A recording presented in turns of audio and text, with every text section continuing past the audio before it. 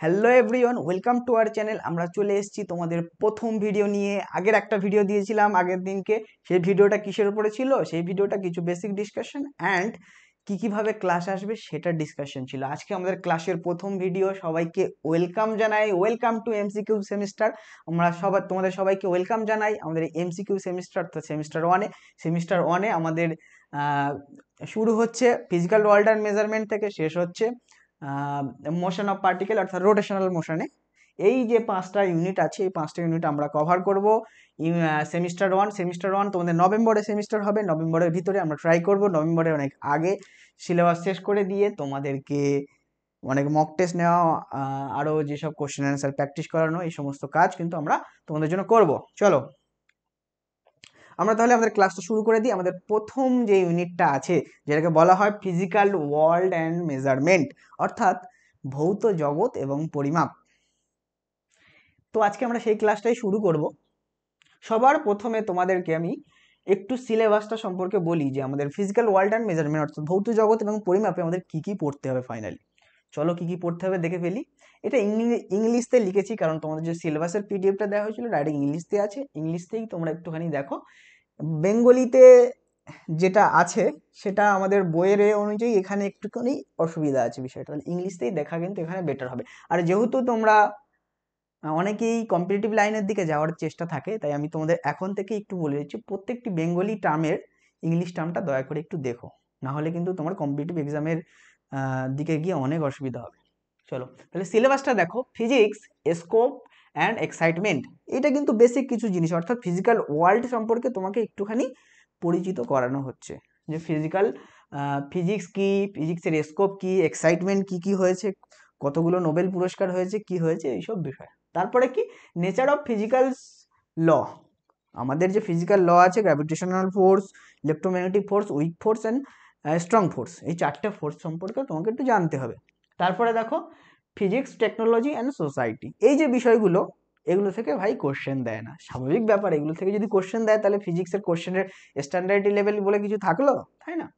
তো চলো তারপরে দেখো মেন জিনিস শুরু হচ্ছে তাহলে এখান থেকে। নিডস ফর মেজারমেন্ট, মেজারমেন্টের প্রয়োজনীয়তা অ্যান্ড ইউনিটস অফ মেজারমেন্ট, মেজারমেন্টসের ইউনিট।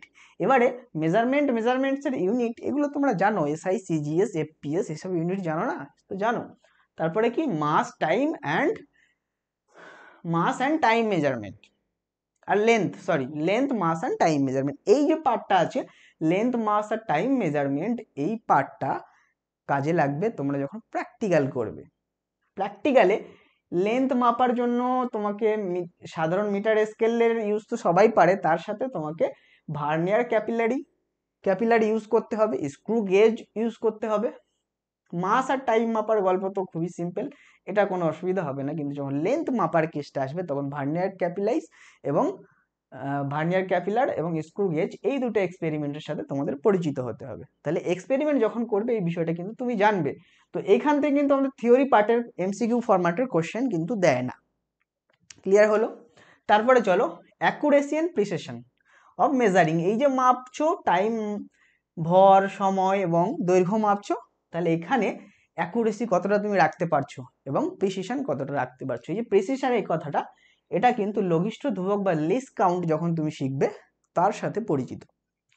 এই বিষয়টার এটার এই যে লেন্থ মাপার ভার্নিয়ার ক্যাপিলার এবং স্ক্রু গেজ এক্সপেরিমেন্টের ওখানেই তুমি কিন্তু লিস্ট কাউন্টটা পড়বে, ঠিক আছে? কিন্তু দুর্ভাগ্যের বিষয় এখান থেকে কোশ্চেন দেয় না। তাহলে কোশ্চেন কোথা থেকে দেয়? চলো দেখে নি কোশ্চেন কোথা থেকে দেয়। এই যে শুরু হচ্ছে কোশ্চেন দেওয়ার জায়গা, এরর ইন মেজারমেন্ট, মানে পরিমাপের ত্রুটি এইখান থেকে কোশ্চেন দেবে মানে দেবেই।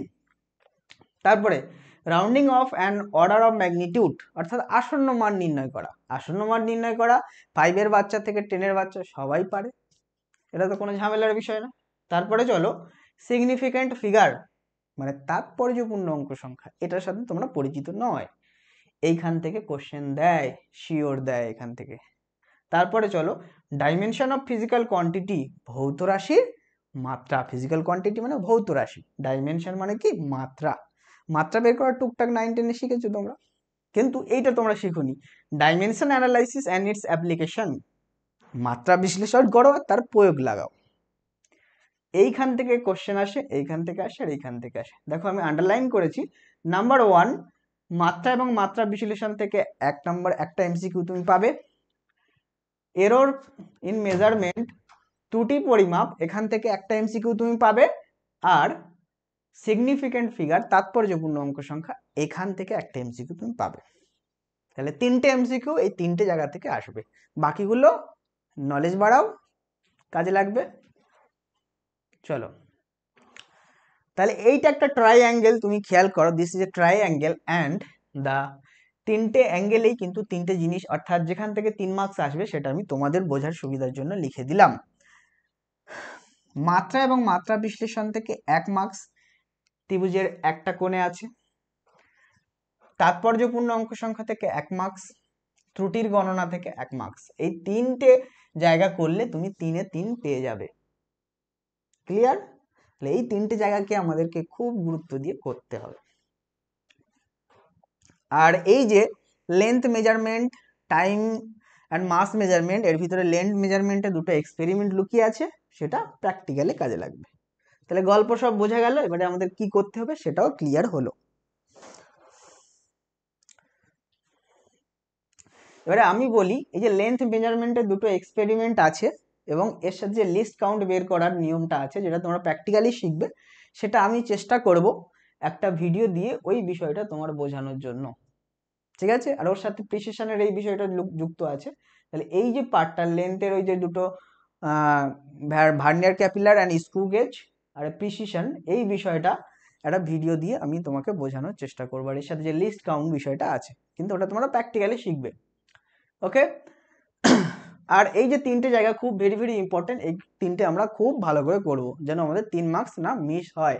আর এই যে উপরের পার্টটুকু আছে, ফিজিক্সের scope, excitement, physical law of nature, technology, society, এগুলো নলেজের জন্য।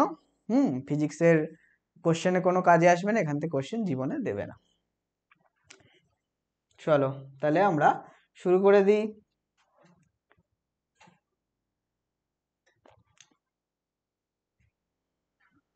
এবারে বলো, তোমরা নতুন মাধ্যমিকের পরে 11-এ উঠেছো, এখন তোমাদের সেরকমভাবে গাইড নেই, কিছু নেই, বই কিনে ফেলেছো, বই কিনে তোমরা শুরু করলে, পড়া শুরু করে দিলে। আর এখানে তুমি এই বিষয়টাই জানোই না যেখানে কোন জায়গা থেকে কোশ্চেন দেয়, বাকিগুলো পড়তে হবে কি কি করতে হবে। তাহলে তুমি গাধার মতো প্রথম থেকে পড়া শুরু করে দেবে, যা আছে পড়ি, রিডিং পড়ি, এটা মুখস্থ করি, ওইটা মুখস্থ করি, এইসব করতে থাকবে। প্রথম চ্যাপ্টারটা এত ইজি, তারপরেও তুমি চাপ খেয়ে যাবে। তাহলে ডোন্ট বি এ ডানকি, একটা গাধার মতো হো না। কি করতে হবে তাহলে? তোমাকে চালাক হতে হবে। কি কি করতে হবে, কি পড়তে হবে, এটাই হলো টোটাল। এই যে পেজ আমি টোটাল করেছি তোমার জন্য, এটার উপরেই কি করতে হবে, কোত্থেকে পড়তে হবে এবং কি করতে হবে সব এখানে লেখা আছে। তাহলে প্রথম চ্যাপ্টার কিভাবে কি করে পড়তে হবে, গাধার মতো বই দেখে দেখে শুধু পড়ে লাভ নেই, কিভাবে স্মার্ট ওয়েতে তোমাকে টোটাল পড়তে হবে সেটা আমি তোমাকে বোঝাচ্ছি প্রথমে, তারপরে আমরা শুরু করব। দেখো, নাম্বার 1 আমি বলেছি জাস্ট 3টে টপিক থেকে 3টে এমসিকিউ আসবে। তাহলে এই হলো একটা টপিক, এই হলো দুটো টপিক, আর এই হলো 3টে টপিক। 3টে টপিকে টোটাল কি কি কিরকম পড়তে হবে তোমাকে আমি বলে দিই। সবার প্রথম দেখো, কিছু গুরুত্বপূর্ণ ভৌত রাশির মাত্রা বের করতে হবে। মাত্রা নির্ণয় করা যখন আমরা শিখবো, এম মানে ভর, লেন্থ থেকে এল, আর সময় থেকে টি, এই 3টেকে কাজে লাগিয়ে বিভিন্ন ভৌত রাশির মাত্রা বের করা। এবারে দৈর্ঘ্য, ভর, সময়কে কাজে লাগিয়ে বেগ, ত্বরণ, মন্দন, বল, কার্য, শক্তি, ক্ষমতা, এগুলোর মাত্রা বের করা খুব ইজি। এগুলো থেকে কোশ্চেন দেবে না পরীক্ষাতে, দেবে কোনগুলো, কিছু ইম্পর্টেন্ট জিনিস। কি কি দেখো লিখেছি আমি, দেখো মহাকর্ষীয় বিভব, এটার মাত্রা L²10⁻², পৃষ্ঠ শক্তি, পৃষ্ঠ টান M10⁻², পৃষ্ঠ শক্তিরও একই M10⁻², প্লাবক বল, সান্দ্রতাঙ্ক, কৌণিক ভরবেগ, আপেক্ষিক তাপ, সার্বজনীন মহাকর্ষীয় ধ্রুবক। এই যে কটা লিখলাম, এই কটা ভেরি ভেরি ইম্পর্টেন্ট।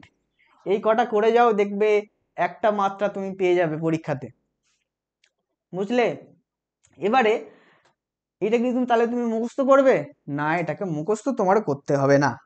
মাত্রা বিশ্লেষণের পদ্ধতি আছে, সেরকম ভাবে নির্ণয় করা যাবে, কিন্তু সমস্যা দাঁড়ায় যদি তুমি প্লাবক বল, শান্ততাঙ্ক এগুলোর মাত্রা বের করতে চাও, এগুলো এখনো তুমি পড়োনি, তাহলে তুমি কি করবে তখন? দেখো, যখন সেমিস্টার 1 এক্সাম হবে তখন এই প্লাবক বল, শান্ততাঙ্ক এইগুলো সেমিস্টার 2 এর ভিতরে আছে। প্লাবক বল, শান্ততাঙ্ক, কৌণিক ভরবেগটা আমাদের সেমিস্টার 1 এ আছে, পৃষ্ঠটান, পৃষ্ঠশক্তি সেমিস্টার 2 তে আছে। তবুও তোমাকে সেমিস্টার 2 এর মানে প্রথম দিকে আছে, একবারে প্রথম দিকে আছে, ওখান থেকে জাস্ট এই কনসেপ্টটা নিতে হবে, পৃষ্ঠশক্তি, পৃষ্ঠটান, প্লাবক বল। আর মহাকর্ষীয় বিভব ও সেমিস্টার 2 তে দিয়েছে। এবারে আগের সিলেবাস অনুযায়ী সুবিধা ছিল আমাদের কি, যে একেবারে ফাইনাল পরীক্ষা হবে, এগুলো সব চ্যাপ্টার তারা পড়ে ফেলবে, সব চ্যাপ্টার পড়ে ফেলবে, ফলে আর মাত্রা বিশ্লেষণের এগুলোর মাত্রা নির্ণয় করা এগুলো তাকে আর আলাদা করে করতে হয় না। কিন্তু এবারে সিস্টেমটা আলাদা। এবারে সিস্টেমটা আলাদা বলে অধিকাংশ কেসে চান্স আছে যে সেমিস্টার 1 এর সিলেবাসে যেগুলো আছে সেগুলো থেকেই মাত্রা দেওয়ার। তাহলে সেমিস্টার 1 এর সিলেবাসে আছে কৌণিক ভরবেগ, আর এইগুলো সেমিস্টার 2 এর ভিতরে। কিন্তু দেখো সেমিস্টার 1 এ যেগুলো আছে সেগুলোর মাত্রা অনেক ইজি, কিন্তু একটু ডিফারেন্ট টাইপের মাত্রা ওরা পরীক্ষাতে দেয়, সেই জন্য এইগুলো তোমরা একটুখানি সেমিস্টার 2 এর ভিতরে যাচ্ছে। তবে সেমিস্টার 2 এর একেবারে ফার্স্ট এর ভিতরে যায়, যেমন এই পৃষ্ঠশক্তি, পৃষ্ঠটান, প্লাবক বল, শান্ততাঙ্ক, এটা হলো সেমিস্টার 2 এর একদম শুরুর দিকের চ্যাপ্টার। চলো, তাহলে কিছু গুরুত্বপূর্ণ ভৌত রাশির মাত্রা আমাকে বের করতে হবে। এরপরে মাত্রা বিশ্লেষণ এবং তার প্রয়োগ, এইটা হচ্ছে খুব গুরুত্বপূর্ণ। তুমি হয়তো মাত্রা বের করা 9, 10 শিখেছো, কিন্তু এই জিনিসটা কিন্তু তুমি শেখোনি। তাহলে কি করতে হবে এখন? মাত্রা বিশ্লেষণ থেকে 3টে টপিক হয়, আর ওই 3টে টপিকের থেকে 2টো টপিক থেকে কোশ্চেন দেওয়ার চান্স খুব বেশি, সেটা আমি বলে দিচ্ছি তোমাকে। দেখো, প্রথম হলো একটা টপিক, এক একক পদ্ধতি থেকে অন্য একক পদ্ধতিতে রূপান্তর করো। মানে কি?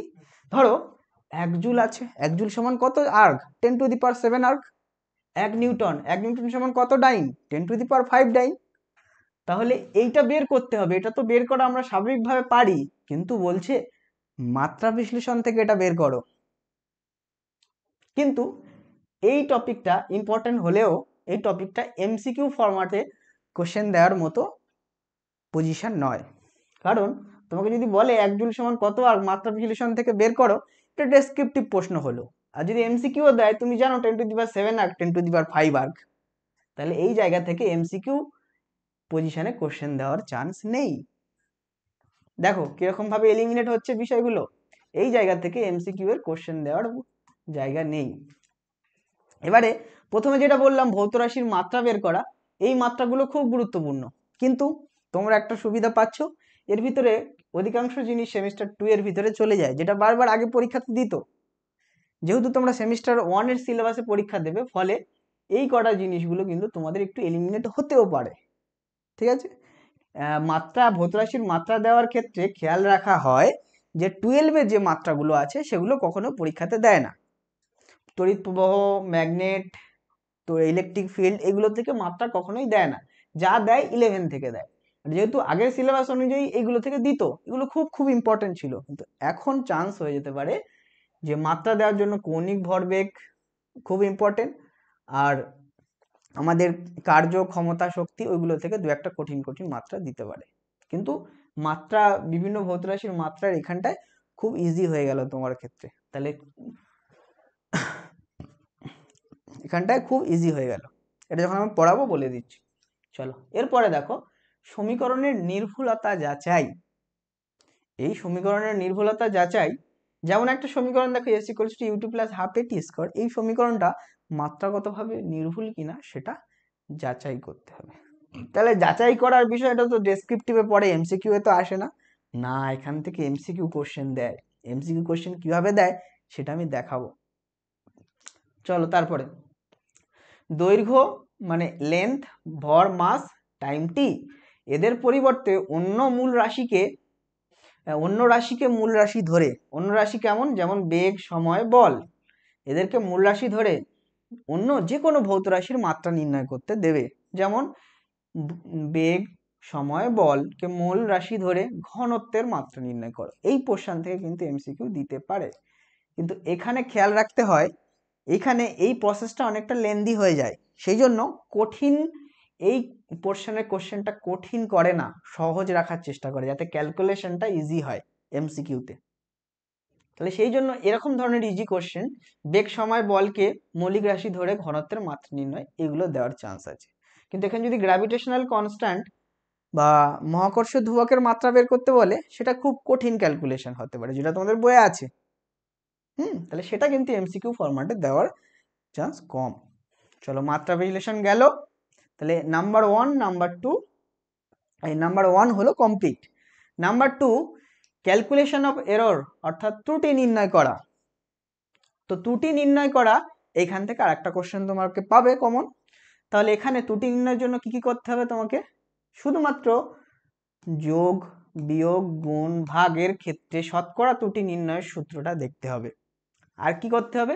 x equals to a two the power n c two the power p b two the power m, অর্থাৎ ঘাতযুক্ত রাশি যদি হয়, তাহলে সেই ক্ষেত্রে শতকরা ত্রুটি নির্ণয়ের সূত্রটা দেখতে হবে। এই দুটো পোর্শনের সূত্র দেখলে এটাকে কাজে লাগিয়ে সব অঙ্ক তুমি করতে পারবে। তাহলে এখান থেকে কোশ্চেন মেন কি দেবে? নিউমেরিক্যাল দেবে, অঙ্ক করতে দেবে। তোমরা 9-10-এ ছোট ছোট অঙ্ক করা টুকটাক শিখেছো না ফিজিক্সের সাথে? 9-10-এ কি ছিল? ফিজিক্যাল সায়েন্স ছিল, ফিজিক্সের সাথে কেমিস্ট্রি যুক্ত হয়েছিল। সেটা কিন্তু এখন নেই, এখন শুধু ফিজিক্স। ফিজিক্সের যে তোমরা পার্টগুলো 10-এর দিকে পড়েছো, সেগুলো সব মেকানিক্সের পার্ট ছিল। 11 না, ওটা 10-এ নয়, ওটা 9-এর দিকে পড়েছিল। 9-এ যেটা পড়েছিলে তোমরা, তার সাথে সিমিলারিটি পাবে 11-এ। সেগুলো সব মেকানিক্সের পার্ট ছিল। মেকানিক্স কাকে বলে জানো? মেকানিক্স হলো যদি বল প্রয়োগ করা হয় এবং বলের অভিমুখে বস্তু সরণ হয়, তাহলে গতিবেগ, গতি এবং বল, এগুলো নিয়ে আলোচনা করা হয়। আমাদের সেমিস্টার 1টা টোটাল মেকানিক্স, ফুল মেকানিক্স। এবারে 9-10 লেভেলে তোমরা কিছু কিছু অঙ্ক করা শিখেছো, কিন্তু এখানে অঙ্ক করার ধরনটা আর অতটা সহজ নয়, একটু আপডেটেড হতে হবে আমাদেরকে। তাহলে এই যে সূত্র দুটো আমরা কভার করলাম, এটা দিয়ে সূত্র জেনে রাখলে হবে? অঙ্ক করতে হবে। এই অঙ্ক কিন্তু দেবে পরীক্ষাতে। তাহলে কি কি অঙ্ক দেয়? গোলকের অঙ্ক দেয়, চোঙের অঙ্ক দেয়, ঘনকের অঙ্ক দেয়, বৃত্তাকার চাকতির অঙ্ক দেয়, গতিশক্তির অঙ্ক দেয়, পরিবাহী রোধ নির্ণয়ে শতকরা ত্রুটি। তাহলে এই সমস্ত রাশিগুলোর শতকরা ত্রুটি বের করতে দেয়। এছাড়াও এই ডেল এক্স মানে ত্রুটির পরিমাণ, সেটা হচ্ছে প্লাস মাইনাস এ প্লাস মাইনাস বি, এই ফরম্যাটে রেখেও ত্রুটি নির্ণয় করতে দেয়। এর বাইরে কিন্তু কোশ্চেন দেয় না। হলো? তারপরে চলো নাম্বার 3 নম্বর টপিক, সিগনিফিকেন্ট ফিগার বা তাৎপর্যপূর্ণ অঙ্ক সংখ্যা। এখানে কি হয়? তাৎপর্যপূর্ণ অঙ্ক সংখ্যাকে সার্থক সংখ্যাও বলে। তো ওই তাৎপর্যপূর্ণ অঙ্ক সংখ্যা বা সার্থক অঙ্ক সংখ্যার নির্ণয়ের নিয়মগুলো একটু তোমাকে মুখস্থ করতে হবে। বুঝে নিলে অটোমেটিক মুখস্থ হয়ে যায়। তারপরে কি করতে হবে? যোগ, বিয়োগ, গুণ, ভাগের ক্ষেত্রে সার্থক সংখ্যা নির্ণয়ের নিয়ম, এটাও করতে হবে। এটা করলে তোমাকে অঙ্ক কি দেবে? একের পর এক অঙ্ক সংখ্যা দেবে, বলবে এতে কতটা সার্থক অঙ্ক সংখ্যা আছে, এটা কতটা তাৎপর্যপূর্ণ অঙ্ক সংখ্যা আছে, এই দেবে। এটা এমসিকিউ ফরম্যাটে দিতেই পারে, তাই না? তাহলে এই 3টে পোর্শন থেকে কোন কোন জায়গা থেকে কেমন কোশ্চেন আসতে পারে, কিভাবে আসতে পারে, আর স্মার্ট ওয়েতে তোমাকে টোটাল এই কটা করলেই হয়ে যাবে, এটা আমরা নিশ্চয়ই কনফিডেন্টলি বলতে পারি, তাই না? তাহলে এই যেটা, এই টোটাল জিনিসটা একবার যদি তুমি খেয়াল করো এবং 3 নম্বর টপিক সার্থক অঙ্ক সংখ্যার এটা খেয়াল করো, তাহলে তুমি 3-এ 3 পেয়ে যেতে পারো। ফুল চান্স আছে 3-এ 3 পেয়ে যেতে পারো। ये सारे पूरा अच्छे से कर लो, एमसीक्यू में 3-এ 3 কিন্তু মিল जाएगा। চলো, তাহলে আমরা শুরু করে দিই, আমাদের পড়াশোনাটা শুরু করে দিই। অনেকক্ষণ একটু স্মার্ট টেকনিক শেখালাম, অনেক কিছু শেখালাম, কারণ তোমরা 9-10 থেকে 11-এ আসছো, পুকুর থেকে সমুদ্রতে আসছো, পুকুর থেকে নদীতে আসছো, তোমাদেরকে একটু গাইড না করলে তোমরা তো বানের জলে তলিয়ে যাবে, তাই না? চলো, তাহলে প্রথমে আমি যেটা বললাম, ওই ফিজিক্যাল ওয়ার্ল্ডের একটু ধারণা দিতে হবে, ফিজিক্সের স্কোপ, এক্সাইটমেন্ট, এগুলো একটু বলতে হবে। এগুলোতে কোশ্চেন আসে না, তবুও আমাদের দায়িত্ব পড়ে যায় একটুখানি বলে দিতে। বলে দিই একটুখানি। দেখো, সায়েন্স এটা ল্যাটিন শব্দ সাইন্টিকা, এই শব্দ থেকে এসছে, যার অর্থ কি? টু নো, জানা। সংস্কৃত শব্দ বিজ্ঞান, কি? বিজ্ঞান। অ্যান্ড আরবি শব্দ ইলম, এগুলোর অর্থ ছিল জানা। এইগুলোর মডিফাই ফর্ম দেখা যাচ্ছে সায়েন্স বা বিজ্ঞান। সায়েন্টিফিক মেথড কি আমরা সবাই জানি যে বিজ্ঞান যাতা লোকের কথা এর তার কথা কোনো কিছু শোনে না, ওখানে একটা সায়েন্টিফিক প্রসেস হয়। সায়েন্টিফিক প্রসেসটা কি? সিস্টেমেটিক অবজারভেশন, খুব ভালো করে অবজার্ভ করতে হবে, তারপরে কন্ট্রোল এক্সপেরিমেন্ট, ওই জিনিসটার উপরে একটা কন্ট্রোল প্রসেসে এক্সপেরিমেন্ট করতে হবে। আর কি করতে হবে? কোয়ালিটেটিভ অ্যান্ড কোয়ান্টিটিভ রিজনিং, এবং ওই এক্সপেরিমেন্টের প্রত্যেকটা রেজাল্টের কোয়ালিটেটিভ আর কোয়ান্টিটিভ রিজন বের করতে হবে। তারপরে ম্যাথামেটিক্যাল মডেলিং বার করতে হবে, ওই যে প্রসেসটা আমরা চালালাম, এক্সপেরিমেন্টটা চালালাম, ওর থেকে যে জিনিসটা আমরা পাচ্ছি তার একটা ম্যাথামেটিক্যাল মডেলিং করতে হবে।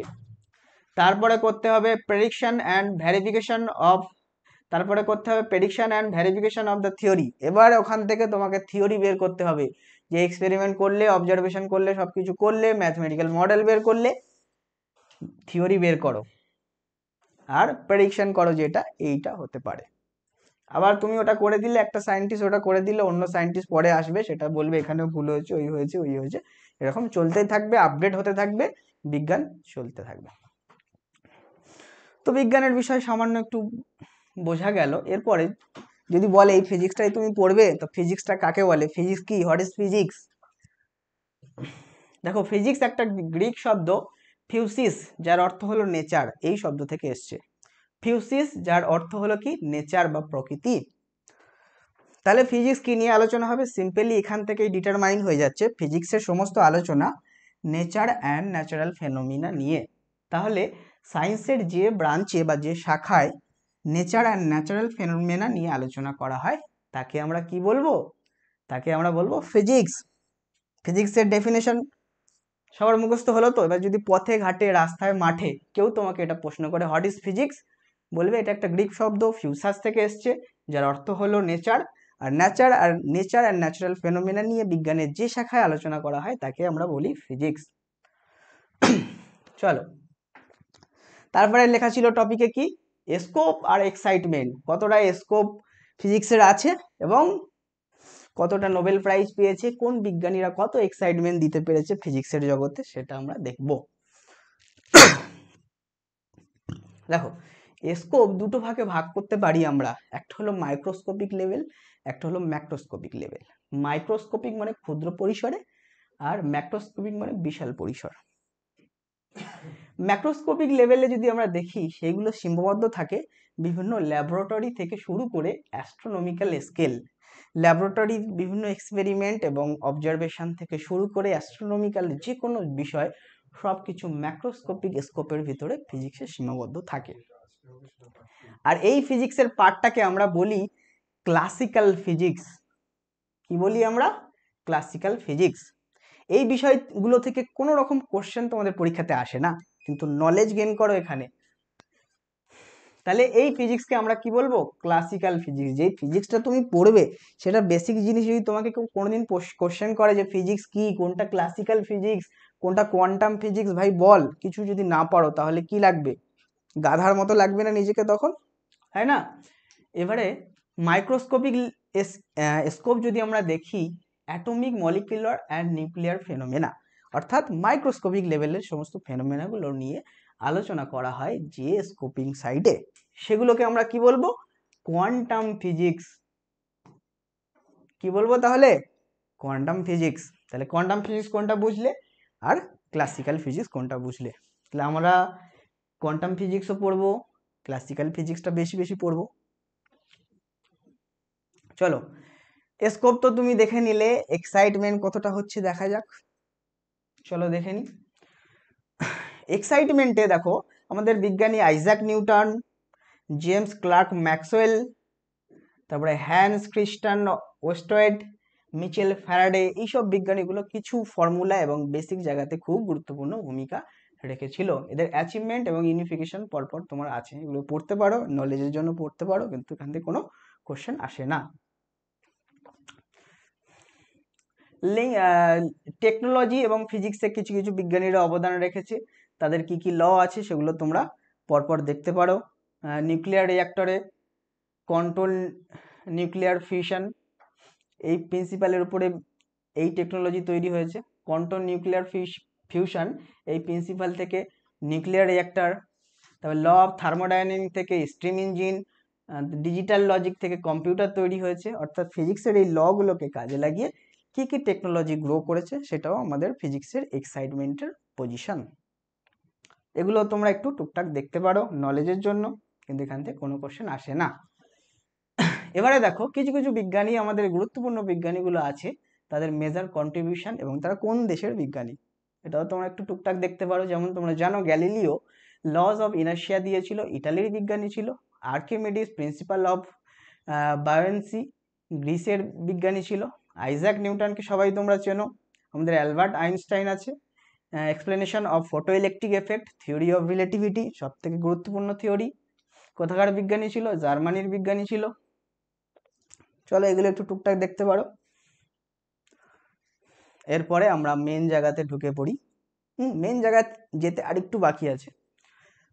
আমাদের ফান্ডামেন্টাল ফোর্স ইন নেচার বলেছিলাম যে এটাও তোমাদের টপিকের ভিতরে আছে। আগের পুরনো সিলেবাস অনুযায়ী বা আগেও এটা লেখা থাকতো, কিন্তু বইয়ে এটা সেরকমভাবে উল্লেখ থাকতো না। ঠিক আছে, এখন লিখেছে মানে আমরা একটুখানি এটা বলে দিই হালকা করে। আমাদের মহাবিশ্বে 4টে ফান্ডামেন্টাল ফোর্স আছে। এই 4টে ফান্ডামেন্টাল ফোর্সকে মিলিতভাবে বলা হয় গাড ফোর্স।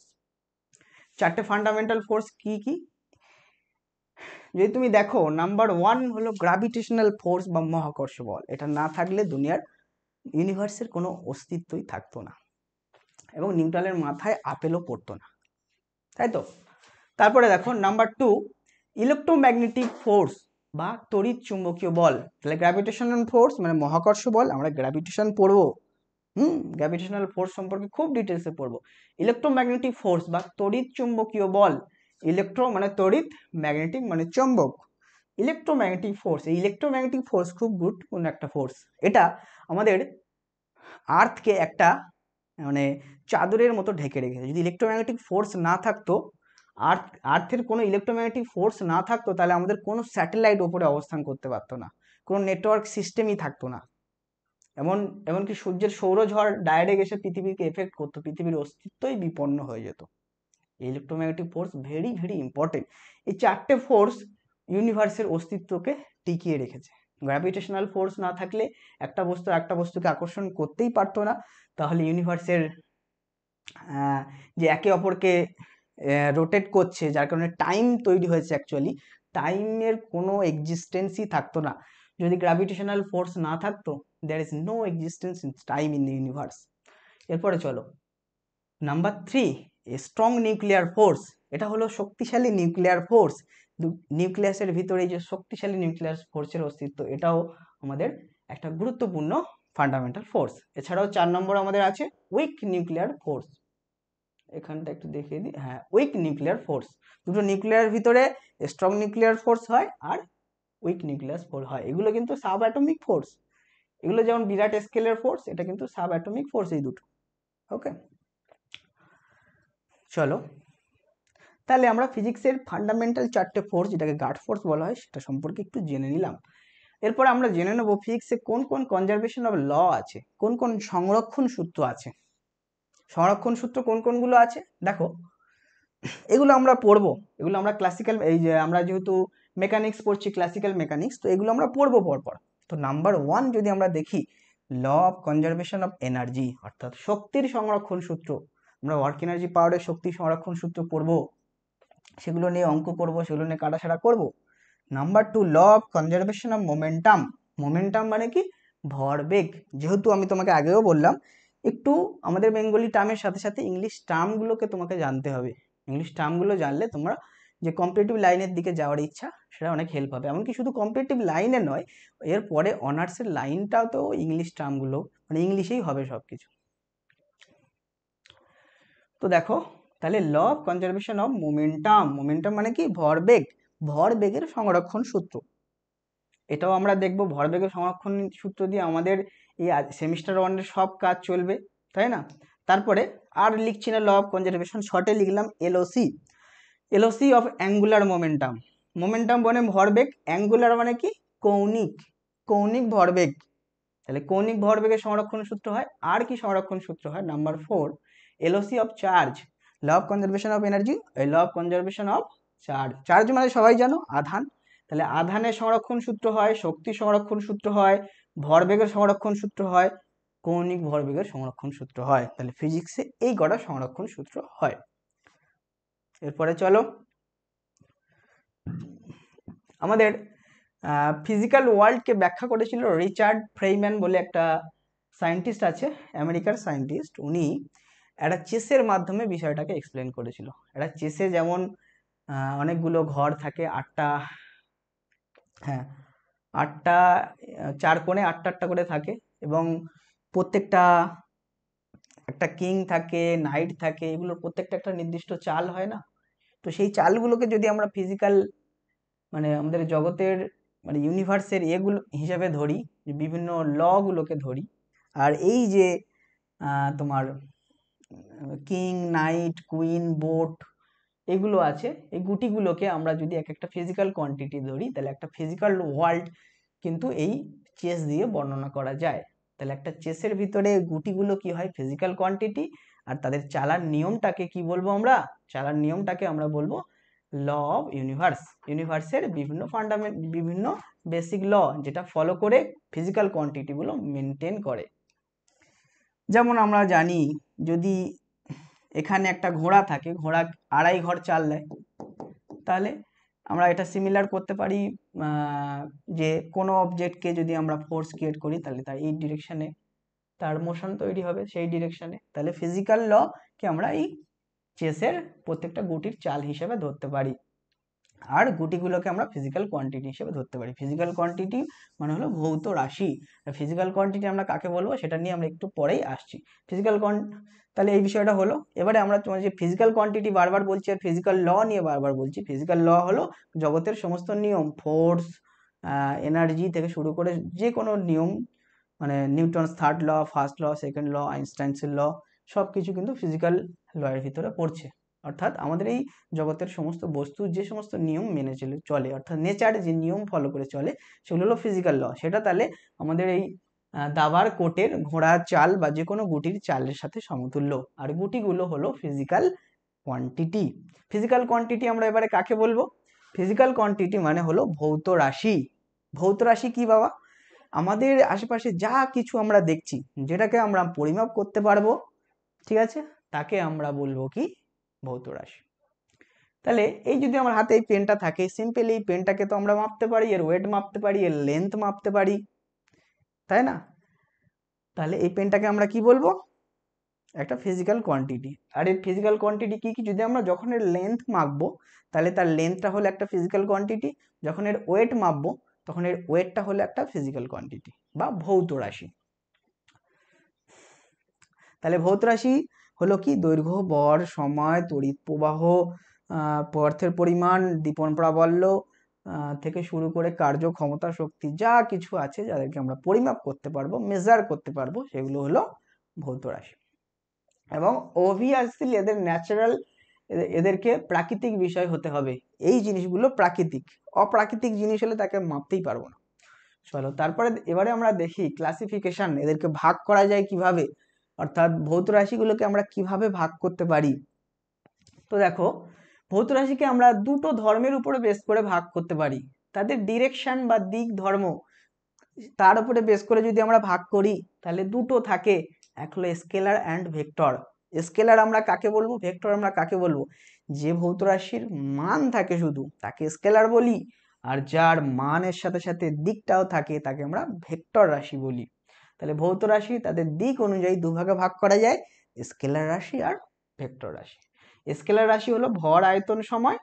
ভেক্টর রাশি কি? সরণ, বেগ, বল, ত্বরণ। ভেক্টর রাশি অর্থাৎ এর একটা নির্দিষ্ট দিক থাকে, কিন্তু এর শুধুমাত্র মান থাকে। আচ্ছা, আর একটা বিষয়ের উপর ডিপেন্ড করে আমরা ভৌত রাশিকে দুভাগে ভাগ করতে পারি। কিসের উপরে? সেটা অন্য রাশির উপরে নির্ভরতা অনুযায়ী, অর্থাৎ ডিপেন্ডেন্সি। অন্য রাশির উপরে কে ডিপেন্ড করে সেটার উপরে বেস করে আমরা দুটো ভাগে ভাগ করতে পারি। কি কি দেখো, মূল রাশি, একটা হলো মূল রাশি, একটা হলো লব্ধ রাশি। মূল রাশিকে আমরা ইংরেজিতে কি বলি? Fundamental quantity. অ্যান্ড লব্ধ রাশিকে আমরা কি বলি? Derive quantities. তাহলে ফান্ডামেন্টাল কোয়ান্টিটিস বা মূল রাশি কি? এরা অন্য রাশির উপরে ডিপেন্ড করে না, জগতের কোনো রাশির উপরে ডিপেন্ড করে না। অর্থাৎ দৈর্ঘ্য, ভর, সময় এদেরকে নির্ণয় করার জন্য কোনো রাশির প্রয়োজন হয় না। তাহলে দৈর্ঘ্য, ভর, সময়কে আমরা কি বলবো? ফান্ডামেন্টাল কোয়ান্টিটি বা মূল রাশি। এরপরে দেখো ডিরাইভ কোয়ান্টিটি কি? এগুলো আমরা পাবো এই মূল রাশি থেকে ডিরাইভ করে পাবো। অর্থাৎ মূল রাশি থেকে লব্ধ হয় যে রাশিগুলো তাদের বলা হয় লব্ধ রাশি বা ডিরাইভ কোয়ান্টিটি। আয়তন, ত্বরণ, বল, বেগ মূল রাশিগুলো ব্যবহার করেই আমরা পাই। দেখো বেগ কিভাবে পাই আমরা? দূরত্ব বাই সময়। দূরত্ব কি? লেন্থ। তো দৈর্ঘ্য। সময় কি? সময়। তাহলে মূল রাশি দুটো ইউজ করে আমি বেগকে পেয়েছি, যেটা লব্ধ রাশি। আয়তন কি হয়? ভর বা আয়তন হলো দৈর্ঘ্যের কিউব, দৈর্ঘ্যের কিউব। ত্বরণ, ত্বরণ হলো বেগ বাই সময়। আর বেগ কি? বেগ দূরত্ব বাই সময়। বল কি? ভর ইন্টু ত্বরণ। এরা মূল রাশি। আর ত্বরণ কি? মূল রাশি কি ইউজ করেছে? তাহলে মূল রাশি কি ইউজ করে যেগুলো আমরা পাচ্ছি সেগুলো হলো লব্ধ রাশি। এরপরে চলো, এটা তো করে ফেলেছি। হ্যাঁ, আচ্ছা, ভৌত রাশি সম্পর্কে ধারণা আমাদের সম্পূর্ণ ক্লিয়ার হওয়ার পরে আমাদেরকে জানতে হবে শুধু ভৌত রাশি জেনে ছেড়ে দিলে হবে না। ভৌত রাশিকে মাপলাম, যদি আমি বলি আমার এই পেনটা 5, আমি মেপে পেয়েছি 5, তা 5টা কি? বা এর ওজন আমরা পেয়েছি 10 কেজি, তো আমরা বললাম 10, তা 10টা কি? এর একটা এককের তো প্রয়োজন আছে, তাই না? তো সেটাই আমরা এখন দেখবো যে ভৌত রাশির একক কি। অর্থাৎ ইউনিটস অফ ফিজিক্যাল কোয়ান্টিটি। এই ভৌত রাশিগুলোর ইউনিটস কাকে বলবো আমরা? তাহলে ভৌত রাশিগুলোকে যদি এই ইউনিট ছাড়া লিখি তাহলে সেটা দিয়ে কোনো কিছু ডিফাইন করে না। অর্থাৎ আমরা একটা পেনের ওজন, একটা একটা বলের ওজন যদি 1 কেজি হয় সেটাকে আমরা শুধু 1 বললে এটা দিয়ে কোনো কিছু বোঝায় না। সেই জন্য আমাদের সাথে এককটাকেও নিতে হবে। এবারে তোমরা সবাই জানো একক নির্ণয়ের কিছু পদ্ধতি আছে যাকে বলা হয় সিস্টেম অফ ইউনিট বা একক পদ্ধতি। এককের কি কি পদ্ধতি আছে আমরা সবাই জানি, একটা হলো এসআই আর একটা হলো সিজিএস। কিন্তু আর একটা পদ্ধতি আছে যেটা আমরা সচরাচর বেশি ইউজ করি না। কি পদ্ধতি? সেটাকে বলা হয় এফপিএস বা এটাকে বলা হয় ব্রিটিশ ইঞ্জিনিয়ারিং সিস্টেম। এই জিনিসটা হয়তো তোমরা জানো না, যারা অনেকে শুনেছো এফপিএস পর্যন্ত শুনেছো। এফ থেকে ফুট বোঝায়, পি থেকে পাউন্ড বোঝায়, এস থেকে সেকেন্ড বোঝায়, কিন্তু এটাকে অন্যভাবে বলা হয় ব্রিটিশ ইঞ্জিনিয়ারিং সিস্টেম। তাহলে এই যে এফপিএস, এফপিএস এসেছে, এফ এসছে ফুট থেকে। ফুট কোত্থেকে এসছে? ফুট হলো দৈর্ঘ্য পরিমাপের একক। এফপিএস পদ্ধতিতে দৈর্ঘ্য পরিমাপের একক হলো ফুট। পি হলো পাউন্ড, যেটাকে এলবি তে লেখা হয়। পাউন্ড কি? ভর পরিমাপের একক। আমরা 1 কেজিকে এফপিএস এ বললে 1 পাউন্ড বলবো। আচ্ছা, এই পাউন্ডটাকে অনেকে কনফিউশনে ভোগে যে এটা আইবি না এলবি। আমি এটা শুনে নাও, এটা হলো এলবি। এটা কেন এলবি? এর জন্য এই শব্দটা মনে রাখো যে পাউন্ড, এলবি, এটা একটা ল্যাটিন ওয়ার্ড লিব্রা থেকে এসছে, লিব্রা। আর লিব্রা থেকে এসছে মানে এটা এল অবভিয়াসলি হবে। তাহলে পাউন্ড মানে হলো এলবি, কখনো এটা আইবি ভাববে না, এটা ল্যাটিন ওয়ার্ড লিব্রা থেকে এসছে। চলো, সিজিএস বা গাউসিয়ান সিস্টেম। সিজিএস কে অন্য নামে কি বলা হয়? Gaussian system. সিজিএস তোমরা সব থেকে পরিচিত তোমাদের একটা system, C for centimetre, G for gram, S for second, তাই তো? তাহলে সি হলো গ্রাম, সরি সেন্টিমিটার। সেন্টিমিটার দৈর্ঘ্য পরিমাপের একক, গ্রাম ভর পরিমাপের একক, এবং সেকেন্ড সময় পরিমাপের একক। আর একটা সিস্টেম আছে এমকেএস। এম কি? এম হলো মিটার, কে হলো কেজি কিলোগ্রাম, আর এস হলো সেকেন্ড। অর্থাৎ এই পরিমাপে দৈর্ঘ্য, ভর, সময় এই তিনটে আমাদের কি ছিল? ফান্ডামেন্টাল কোয়ান্টিটি বা মূল রাশি ছিল। এই মূল রাশির তিনটে একক কি দাঁড়াচ্ছে? তিনটে পদ্ধতিতে যেটা নিচ্ছি সেটার উপর ডিপেন্ড করে পদ্ধতিগুলোর নামকরণ করা হয়েছে।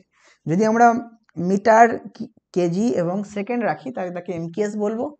যদি সেন্টিমিটার, গ্রাম, সেকেন্ড রাখি তাকে আমরা সিজিএস বলবো। আর ফুট, পাউন্ড, সেকেন্ড রাখি তাকে আমরা এফপিএস বলবো। এবারে এই এমকেএস সিস্টেমটাকে সবাই খুব গ্রহণযোগ্যতা পেয়েছে, যার কারণে এটাকে ইন্টারন্যাশনাল সিস্টেমের সাথে কানেক্ট করা হয়েছে, যেটাকে বলা হয় এসআই ইউনিট। তোমরা বারবার এই টার্মটা শুনেছো, সিজিএস এসআই। তো এই এসআই কি এবারে একটুখানি জেনে নাও। এই যে এমকেএস সিস্টেম সেটাই মডিফাই হয়ে আসলো ইন্টারন্যাশনাল সিস্টেম বা SI. I for international, S for system. দেখো এমকেএস দৈর্ঘ্য ভর সময়ের 3টে ইউনিট বলছে, এর 3টের সাথে আরো 4টে আমরা যোগ করে দেবো। এটা এত গ্রহণযোগ্যতা পেয়েছে এমকেএস, যার কারণে এটা ইন্টারন্যাশনাল সিস্টেম হিসেবে নামকরণ করা হলো, কিন্তু এই 3টের সাথে আরো 4টে এক্সট্রা অ্যাড করা হলো। আরো 4টে কি কি রাশি, ভৌত রাশি অ্যাড করা হয়েছে? দৈর্ঘ্য ভর সময়, এই 3টে তো আগে থেকেই ছিল মূল রাশি, যাদের ইউনিট হলো মিটার, কিলোগ্রাম, সেকেন্ড। সিম্বল কি? মিটারের জন্য এম, কিলোগ্রামে কেজি, সেকেন্ডের এস। এর সাথে আরো 4টে অ্যাড হলো। আরো 4টে কি কি অ্যাড হলো? নাম্বার 4 তাপমাত্রা বা উষ্ণতা, যার ইউনিট হলো কেলভিন আর সিম্বল হলো কে। 5 নম্বর হলো তড়িৎ প্রবাহ, যার ইউনিট হলো অ্যাম্পিয়ার, মানে একক হলো অ্যাম্পিয়ার আর সিম্বল হলো এ। দীপন প্রাবল্য বা লিমিনিয়াস ইন্টেন্সিটি, এই টার্মটা ইংলিশ জানো, বাকিগুলো ইংলিশ টার্ম তুমি জানো। মাস, এই লেন্থ, মাস, টাইম, টেম্পারেচার, কারেন্ট। এটা দীপন প্রাবল্য, এটা হলো লিমিনিয়াস ইন্টেন্সিটি। লিমিনিয়াস ইন্টেন্সিটি হলো দীপন প্রাবল্য, যেটার ইউনিট হলো ক্যান্ডেলা আর সিম্বল হলো সিডি। এরপরে আছে পদার্থের পরিমাণ বা নাম্বার অফ সাবস্টেন্স, পদার্থের পরিমাণ, যার ইউনিট হলো মোল আর সিম্বল হলো এমওএল। এটা তোমরা অনেকেই শুনেছো মোল। শুধু না জানা রাশি হলো দীপন প্রাবল্য, যেটার এ হলো ক্যান্ডেলা, সিডি। তাহলে এই গেল আমাদের সিস্টেম অফ ইউনিট অর্থাৎ একক পদ্ধতি। এবারে এই একক পদ্ধতিকেও আমরা ভাগ করতে পারি, যেমন মূল রাশি, লব্ধ রাশিকে আমরা লব্ধ রাশিতে ভাগ করেছি, রাশিগুলোকে, ভৌত রাশিগুলোকে, ফিজিক্যাল কোয়ান্টিটিগুলোকে, তেমনি আমরা ইউনিটসকে ভাগ করতে পারবো, অর্থাৎ একককে আমরা ভাগ করতে পারবো। কি কি ভাবে আমরা ভাগ করতে পারি? একককে আমরা দুভাগে ভাগ করতে পারি, একটা হলো মূল একক আর একটা হলো লব্ধ একক। যেটা মূল রাশি ছিল সেই মূল রাশির জন্য যে একক ব্যবহার করব আমরা, তাকে বলবো আমরা মূল একক। আর যে লব্ধ রাশিগুলো আছে তাদের জন্য এই যে একক আমরা ব্যবহার করব সেই একক হলো লব্ধ একক। তো মূল রাশিগুলো দৈর্ঘ্য ভর সময়, এদের জন্য আমরা সেন্টিমিটার, মিটার, গ্রাম, কেজি বা সেকেন্ড ইউজ করি। এগুলো কি একক? মূল একক। লব্ধ একক, বেগের দূরত্ব বাই সময়, মিটার পার সেকেন্ড ব্যবহার করি। বলের নিউটন, বা নিউটন কেন ইউজ করি আমরা? বলকে তো আমরা ভর ইন্টু ত্বরণ, অর্থাৎ ভরের একক হলো মিটার, কেজি, আর ত্বরণের হলো মিটার পার সেকেন্ড স্কয়ার। এটা ইউজ করতে পারতাম, কিন্তু না, বলের ধারণা দিয়েছিল যে বিখ্যাত সায়েন্টিস্ট, আমরা সবাই জানি, নিউটন। সেই নিউটনের নাম অনুসারেই বলের একক নিউটন রাখা হয়েছে। তো এরকম কিছু এক্সেপশনাল আছে, যেটা সায়েন্টিস্টরা সেটাতে এতটাই প্রভাব বিস্তার করেছে যে সেই সায়েন্টিস্টের নাম অনুসারেই তার ইউনিটটা রাখা হয়েছে।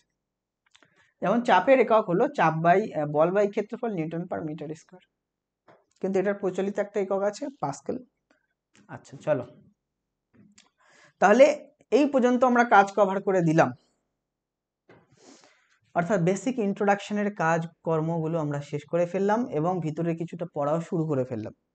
এবারে আমাদের গুরুত্বপূর্ণ বিষয়গুলোতে আমরা আসব, যেমন ভৌত রাশির মাত্রা বিশ্লেষণ আর বাকি জিনিসগুলো, সেগুলো আমরা করে ফেললে কিন্তু আমাদের ক্লাসটা শেষ হয়ে যাবে। দেখো তাহলে ভৌত রাশির মাত্রা, ভৌত রাশিগুলো যখন আমরা সব জানলাম, মূল রাশি, লব্ধ রাশি, এত কিছু যখন জানলাম, তাহলে ভৌত রাশিকে আমরা মাত্রা বের করা শিখি। মাত্রাটা কি? বলছে এই ভৌত রাশি যদি আমাকে বল পড়তে হয়, বেগ পড়তে হয়, ত্বরণ পড়তে হয়, এগুলো দিয়ে অতটা ভালো বোঝাচ্ছে না। এইসব এত সবসময় ইউজ করতে হবে না, এদেরকে আমরা শর্টে একটা অন্যভাবে লিখি। যেমন বায়োলজিতে তোমরা সায়েন্টিফিক নেম হিসেবে পড়ো, তেমন ভাবে আমরা অন্যভাবে লিখবো। তাহলে কি তিনটে মূল রাশি দৈর্ঘ্য, ভর, সময়। দৈর্ঘ্যের জন্য আমরা দৈর্ঘ্য মানে কি হয়, লেন্থ, তো লেন্থের এল নিলাম। ভর, ভর মানে কি মাস, এই ইংরেজিগুলো জানবে। ভর হলো মাস, দৈর্ঘ্য হলো লেন্থ, লেন্থ থেকে এল এলো, মাস থেকে এম এলো। আর কি সময়, সময় মানে কি টাইম, টাইম থেকে টি এলো। এই তিনটে মূল রাশিকে তিনটে সাইন দিয়ে এম এল টি দিয়ে লিখে যে কোনো ভৌত রাশিকে যদি আমরা প্রকাশ করি, তাহলে সেটাকে বলা হয় ভৌত রাশির মাত্রা নির্ণয় করা।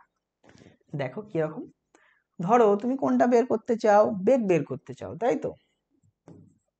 অ্যাজ ইউ উইশ, যেটাই তুমি বের করতে চাইবে সেটাই তুমি করতে পারবে। বেগ বের করতে চাইছো, বেগ মানে কি অতিক্রান্ত দূরত্ব বাই সময়। দূরত্ব একটা দৈর্ঘ্যের একক, তাহলে দূরত্বের জন্য আমরা এল ইউজ করব। আর কি আছে, সময়, সময়ের জন্য আমরা টি ইউজ করব। তাহলে দাঁড়ালো কি এল টি টু দি পাওয়ার -1। এটা হলো বেগের মাত্রা। এবারে মাত্রাকে এরকম থার্ড ব্র্যাকেট দিয়ে লেখা হয়। তাহলে বেগকে আমরা যদি এল টি টু দি পাওয়ার -1 লিখি, এটা যদি আমরা লিখে দিই তাহলে সবাই বুঝে নেবে এটার মানে হলো বেগ।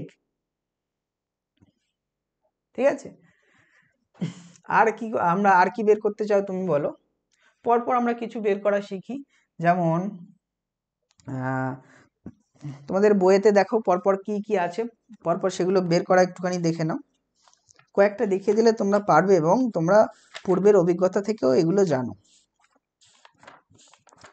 তোমাদের বইয়ে খেয়াল করে দেখবে একটা বড় লিস্ট আছে, এই যে একটা বড় লিস্ট আছে, এতগুলো ভৌত রাশির মাত্রা বের করা। আমি তোমাকে কি বললাম যে এতগুলো ভৌত রাশির মাত্রা তুমি সব বের করতে পারবে না। এখানে কিছু পার্ট, যেমন এই তোমার তড়িৎ ক্ষেত্র থেকে শুরু করে, এইগুলো হচ্ছে ক্লাস 12-এর পার্ট। যখন ক্লাস 12-এ উঠবে, তড়িৎ ক্ষেত্র থেকে শুরু করে, চৌম্বক থেকে শুরু করে, দ্বিমেরু ভ্রামক, এগুলো সবই ক্লাস 12-এ উঠে তুমি বের করবে। আর বাকি যে পার্টটা আছে সেটা হচ্ছে একটা সেমিস্টার 1। সেমিস্টার 1 হচ্ছে তোমার কার্যশক্তি পর্যন্ত, কার্যশক্তি ক্ষমতা পর্যন্ত, আর সান্দ্রতা থেকে শুরু করে তোমার মোলার ধ্রুবক, এগুলো হচ্ছে সেমিস্টার 2 এর জন্য। দেখো তাহলে এর ভিতরে সেমিস্টার 1-এ যদি মাত্রা দেয় তাহলে এই কটার ভিতর থেকে দেবে, সেমিস্টার 2-তে যদি দেয় তাহলে ওই যেগুলো ওখানে লিখলাম সান্দ্রতা, পৃষ্ঠ টান, পৃষ্ঠ শক্তি, মহাকর্ষ বিভব, ওইগুলো থেকে দেবে। সেমিস্টার 1-এ দিলে সেমিস্টার 1-এর টপিকগুলো থেকে দেবে। তাহলে সেমিস্টার 1-এ তোমাদের কি কি টপিক আছে? সবার প্রথমে তোমরা কোণ, ঘনকোণ, দৈর্ঘ্য, প্রস্থ, উচ্চতা। দৈর্ঘ্য, প্রস্থ, উচ্চতা হলে সব এল। কোণ হলে কোণের, আচ্ছা কোণ আর ঘনকোণ এদের কোনো মাত্রা নেই, কারণ কেন, কোণ দেখো, কোণ হলো চাপ বাই ব্যাসার্ধ। তাহলে চাপ আর ব্যাসার্ধ দুটোই লেন্থ, তো দুটোই যদি লেন্থ হয় তাহলে এল এল কেটে গেল, এল এল কেটে গেল, তাহলে মাত্রা হলো 1। অর্থাৎ এগুলোকে আমরা বলবো, কোণ ঘনকোণকে কি বলবো, মাত্রাহীন রাশি হলো। এরপর যদি ক্ষেত্রফলের মাত্রা বের করতে বলে, ক্ষেত্রফলের মাত্রা মানে কি, ক্ষেত্রফল হলো দৈর্ঘ্যের স্কয়ার, তাহলে এল স্কয়ার, ঘন মানে আয়তনের মাত্রা যদি বের করতে পারো এল কিউব, তাই না, মানে দৈর্ঘ্যের কিউব। ঘনত্ব যদি বের করতে পারলে ভর বাই আয়তন, ভর হলো এম, আয়তন হলো এল কিউব, তাহলে M L L to the power -3 হলো। আর কি বের করতে চাও, ভর, আয়তন হলো, ঘনত্ব হলো, তারপরে বেগ, বেগের আমি বের করে দিলাম। তারপরে কি বের করতে চাও, ত্বরণ। এই বেগ, ত্বরণ, সরণ, মন্দন এগুলো আমরা একমাত্রিক গতিতে পড়বো, এগুলো সবার মাত্রা বের করা শিখবো। ত্বরণ কি, বেগ বাই সময়। আচ্ছা, এই বিষয়গুলো তোমরা এখন অনেকে জানবে না। যদি তোমাকে বেগ বলে, বেগটা হয়তো তুমি জানবে যে দূরত্ব বাই সময়, কিন্তু ত্বরণটা অনেকে হয়তো জানবে না। যারা জানো তাদের খুবই ভালো, বেগ বাই সময়। এগুলো যদি নাও জানো অসুবিধা নেই, তোমরা এর পরের চ্যাপ্টারেই পড়বে এগুলো। তাহলে বেগের মাত্রা আমরা কি পেলাম, L T to the power -1 by time, টাইমকে টি দিয়ে ভাগ করো। তাহলে এল টি টু দি পাওয়ার -2 যদি থাকে, আর থার্ড ব্র্যাকেটে লিখবে সবসময়, থার্ড ব্র্যাকেটে লিখবে। যদি লেখো তো থার্ড ব্র্যাকেটে লিখবে, না লিখলে কোনো ব্র্যাকেটই দেবে না, কিন্তু কখনোই ফার্স্ট ব্র্যাকেট বা সেকেন্ড ব্র্যাকেট দেবে না। ওকে, যদি always you can do the bracket, তো অলওয়েজ থার্ড ব্র্যাকেট ইউজ করবে, কিন্তু কখনোই first bracket second bracket use করবে না। যদি দরকার না হয় ব্র্যাকেটই দিও না। তাহলে এল টি টু দি পাওয়ার -2 আমরা পেলাম ত্বরণের। আর কি আছে তোমাদের? বল, চাপ, কার্যশক্তি, ক্ষমতা, ব্যাস এই কটাই। বল যদি আমরা করি, বল হলো ভর ইন্টু ত্বরণ, তাহলে ভর হলো এম, ত্বরণ আমরা পেয়েছি এল টু দি পাওয়ার -2 হলো। এগুলো করতে করতে তোমার প্রায় মুখস্থই হয়ে যাবে। তাহলে বল হলো, এরপরে হলো আর কি আছে? চাপ। চাপ হলো বল বাই ক্ষেত্রফল, তাহলে এই বলের এটা পেলাম, ক্ষেত্রফল মানে এল স্কোয়ার, তাহলে এল কাটলো, স্কোয়ার কাটলো, থাকছে কি M L to the power -1 T to the power -2, এটা হলো চাপের। আর কি বের করতে চাও? কার্যশক্তি, ক্ষমতা। কার্যর কি? কার্য হলো বল ইন্টু সরণ, তাই তো, এফ ডট এস। তাহলে বল ইন্টু সরণ, বলের কি হয়? M L T to the power -2 এক্ষুনি বের করলাম, আর সরণের এল, তাহলে M L square T to the power -2। ক্ষমতার বের করতে চাও, কার্য বাই কি টাইম, তাহলে কার্যকে টাইম দিয়ে আবার ভাগ করে দাও, তাহলে M L square T to the power -3, এটা হলো ক্ষমতা। এরকম করে তোমার সেমিস্টার 1-এর জন্য এইটুকুই আছে। এছাড়াও সেমিস্টার 1-এ একটা চ্যাপ্টার আছে আমাদের system of particle and reading body, সেখানে আমরা কৌণিক ভরবেগ, কৌণিক ত্বরণ, কৌণিক ভর, এইগুলোর মাত্রা কিন্তু তোমাদের পরীক্ষার জন্য ইম্পর্টেন্ট। ঠিক আছে, তোমাদের সার্কুলার মোশন বা বৃত্তীয় গতি এবং system of particle reading body বা দৃঢ়বস্তুর ঘূর্ণন, এই দুটো চ্যাপ্টার থেকে যে মাত্রাগুলো থাকবে সেগুলো কিন্তু গুরুত্বপূর্ণ। ঠিক আছে, আর কার্য, ক্ষমতা, শক্তি পর্যন্ত যে সমস্ত মাত্রা তোমাদের পড়তে হয়, নিউটনের গতিসূত্র থেকে শুরু করে সবকিছু তোমরা সিম্পলি পেরে যাবে। ওরা চেষ্টা করে একটু ডিফারেন্ট টাইপের মাত্রা সেগুলো দেওয়ার। চলো এবারে মাত্রা বিশ্লেষণ আমরা করি এবং তার কিছু প্রয়োগ করার চেষ্টা করি। তাহলে আমাদের এবারে করতে হবে, এইগুলো হলো আমাদের মানে এতক্ষণ যা কিছু হলো এগুলো কিন্তু খুব গুরুত্বপূর্ণ নয়, এগুলো করলে হয়তো তুমি 1 নাম্বার পেতে পারো, কিন্তু এবারে যেইটুকু হবে সেগুলো করলে 3-3 তুমি পাবে। অর্থাৎ এবারে আমরা পড়বো dimension analysis and its application, মানে মাত্রা বিশ্লেষণ ও তার প্রয়োগ, এখান থেকে 1 নম্বর শিওর পাবে। এবং তারপরে আমরা করব,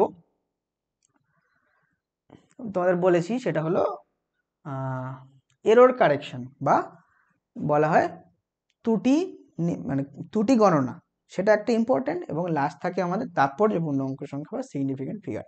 এই তিনটে খুবই গুরুত্বপূর্ণ টপিক। তো অ্যাকচুয়ালি আমি চাইছি আজকের ক্লাসটা বেশি লং না করে আমরা তোমাদের চেষ্টা করব, দুটো আমরা রুটিন তো দিয়েছি, দুটো একটা নির্দিষ্ট রুটিন দিয়েছি, সেই দুটো নির্দিষ্ট রুটিনে 9টার সময় তো রেকর্ডেড ক্লাস আসবে, এছাড়াও কিছু কিছু এক্সট্রা ক্লাস তোমাদের দেবো, যাতে করে আমরা ঠিক টাইমে এটাকে টেনে, মানে নভেম্বরের আগে সিলেবাসটা তোমাদের কিছুটা শেষ করে দিতে পারি, প্রায় শেষ করে, নভেম্বরের আগে আশা করছি পুরোটাই শেষ হয়ে যাবে, শেষ করে কিছু কোশ্চেন অ্যান্সারও তোমাদের করে দিতে পারি। তো ক্লাসটা বেশি লং করব না, ইন্ট্রোডাকশনই ক্লাস, প্রথম চ্যাপ্টার শুরু হচ্ছে, বেশি চাপ দেবো না মাথার ওপরে। এই যতটুকু আমরা করলাম বেসিক জিনিসগুলো সেগুলোই একটু ভালো করে দেখো। এরপরে আমি একটা এক্সট্রা ক্লাস দিয়ে দেবো ওই রুটিনের, মানে সামনের যে ক্লাস আছে, আজকে তো তোমার বৃহস্পতিবার, আজকে রাতে তো তুমি পাচ্ছ ক্লাসটা, এছাড়াও সামনে তুমি যে সোমবারই ক্লাসটা পাচ্ছ, তার আগে আমি এর বাকি যে পার্টটা আছে, অর্থাৎ মাত্রা নির্ণয় আর ত্রুটি গণনা এবং তাৎপর্যপূর্ণ অঙ্ক সংখ্যা, এই তিনটে গুরুত্বপূর্ণ টপিকের উপরে, এই তিনটে গুরুত্বপূর্ণ টপিক আলাদাভাবে একটা ভিডিও দিই, তাহলে খুব ভালো হবে, এটার সাথে গুলিয়ে লাভ নেই। ওকে, আর এইটা হয়ে গেলে, আর ওই তিনটে গুরুত্বপূর্ণ টপিক যখন পড়াবো ওরই সাথে সাথে আমি এমসিকিউ গুলো করব, এবং সেটা হয়ে গেলে আর একটা ছোট ভিডিও, ওটাও একটা এক্সট্রা ভিডিও নির্দিষ্ট টাইম, মানে রুটিন ছাড়াও আসবে, সেটা হলো টপ 10 এমসিকিউ।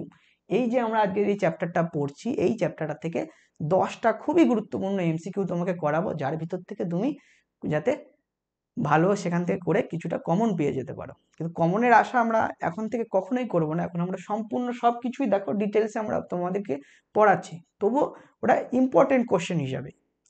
তুমি যখন কোশ্চেন সব রকম প্র্যাকটিস করবে, সেখানে কিছু ইম্পর্টেন্ট কোশ্চেন যদি তুমি করে রাখো, সেটা খুব গুরুত্বপূর্ণ হয়। তাই না? তাহলে সেই হিসাবে একটা ভিডিও পাবে যে টপ 10 এমসিকিউ। ঠিক আছে, শর্ট শর্ট প্রত্যেক ভিডিও আসবে, তোমরা দেখতে থাকো এবং আমাদের সাথে এগিয়ে চলো। এসওই বাংলার প্রাঙ্গণে এসওই বাংলার সাথে এগিয়ে চলো।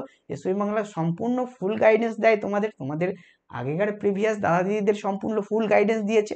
তোমাদেরকে ওই সেমিস্টার নতুন সিস্টেমের পরিবর্তন অনুযায়ী সবকিছু গুছিয়ে সেরকম ওয়েতে তোমাদেরকে রিপ্রেজেন্ট করা হচ্ছে। তোমরা শুধু নিতে থাকো, এগোতে থাকো, আমাদের সাথে যুক্ত হয়ে যাও, আগুন লাগাও, আগুন জ্বলতে থাকুক, মানে জ্বালিয়ে রাখো, জ্বলতে থাকুক। আর বাংলার সমস্ত ছেলেমেয়েরা তোমরা এসওই বাংলা প্রাঙ্গণে চলে এসো। এসওই বাংলার সাথে হাতে হাত ধরে আমরা বলতে চাই যে বাংলা পড়ুক, বাংলা শিখুক এবং বাংলা জিতুক।